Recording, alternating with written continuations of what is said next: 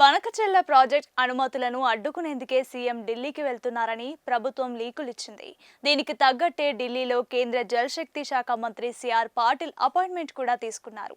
కానీ చివరి నిమిషంలో కేంద్ర మంత్రితో భేటీని సీఎం రద్దు చేసుకున్నారు. దీంతో ఈ దాగుడు మూతలపై కాంగ్రెస్ పార్టీలో, ప్రభుత్వ వర్గాల్లో తీవ్రంగా చర్చ జరుగుతోంది. భేటీ ఎందుకు రద్దయింది, కారణం ఏంటి అని లోతుగా ఆరా తీస్తున్నారు.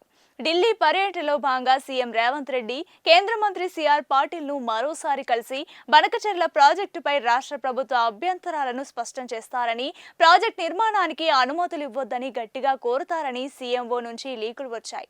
ఈ మేరకు ఈ నెల 7న కేంద్ర మంత్రి అపాయింట్మెంట్ ఖరారైనట్టు ఢిల్లీ వర్గాలు ధృవీకరిస్తున్నాయి. సోమవారం మధ్యాహ్నం తర్వాత కలిసేందుకు అనుమతించినట్లు సమాచారం.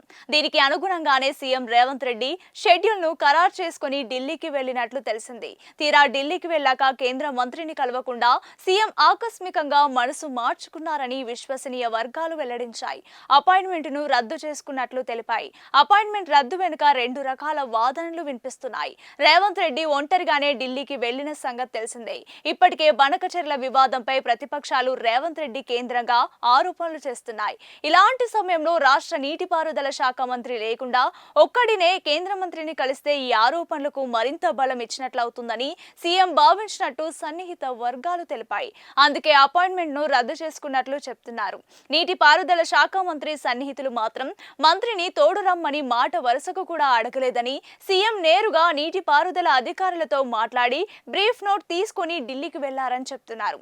ఇలా రకరకాల వాదనలు తెరపైకి వస్తున్నాయి. సీఎం, మంత్రి ఉత్తమ్ కుమార్ రెడ్డి నోరు తెరిస్తే వాస్తవం బయటకు వస్తుందని చెప్తున్నారు. అది విషయం.